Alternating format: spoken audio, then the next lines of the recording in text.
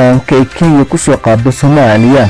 shir uu gudoomiyay madaxweynaha Kenya ayaa looga hadlay dagaalkii ka dhacay magaalooyinka xuduudda Mandera iyo Balad Xaawo. Miri shirkaas ka soo baxay ayaa ahaa eedeymo loo jeediyay dowladda Soomaaliya.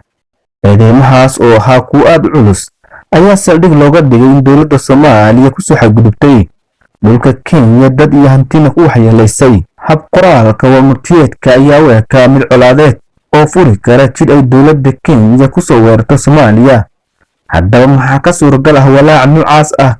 haddii ay dhacdo duulaan noocaah ayaa la filan karaa. dagaal kooban oo xitaa la qaado wuxuu u baahan yahay balaayiin lacag ah, sidoo kale wuxuu u baahan yahay taageero siyaasadeed, mid shacab iyo mid caalami ah. intaba Kenya maanta ma hayso oo dhaqaale xoogan oo kumanaan ciidan ah oo degmooyinka xuduudka qabsado ay ku bixiso ma heli karto. shacabka reer Kenya guud ahaan wuxuu bartay tabarta ciidamadooda iyo inaysan cudud ciidan wax ku keeni karin. dagaalka 10 jirsaday ay ku qabsadeen Jubbaland dhib mooyee dheef uma keenin, wax guul ah ay gaareenna ma jiraan. intaasi waxaa dheer in dhulka muhiimka ah soo marida ciidamadooda lugta ay awood xoogan ku yeelatay kooxda shabaab, taas oo ka dhigan jidgal badan iyo dagaal gaadmo joogto ah inay kala kulmaan dhulka kala gedisan xuduudeedka. hase yeeshee waxaa suuragal ah in doobinta looga gol leeyahay mamarso helidda duqeynta shacabka Balad Xaawo.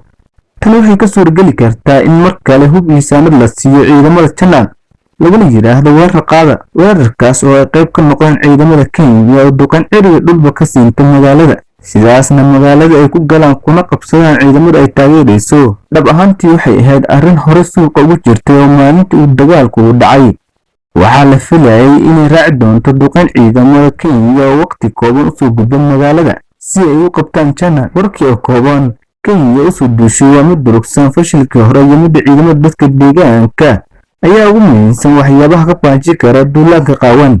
laakiin waxaa aad loo fishaa weeraro xagga hawada ah ay ku burburiyaan hantida Soomaalida kuna laayaan dadka shacabka. maqsadka ugu weyn ay tani ka yeelan karaan waa inay dowladda Soomaaliya ku bahdilaan dalkeena sidaan doonna ayaan u duqeyn karnaa. dabadaadskay ka difaacdaan nama haysaan daawadayaal. intaas ayaa ku soo gabagabeynaa barnaamijkeena. intaan barnaamij caynkaan oo kale aan ku mudoono waa aniga oo Maslax Nasiib, sidaas iyo ammaan Allah.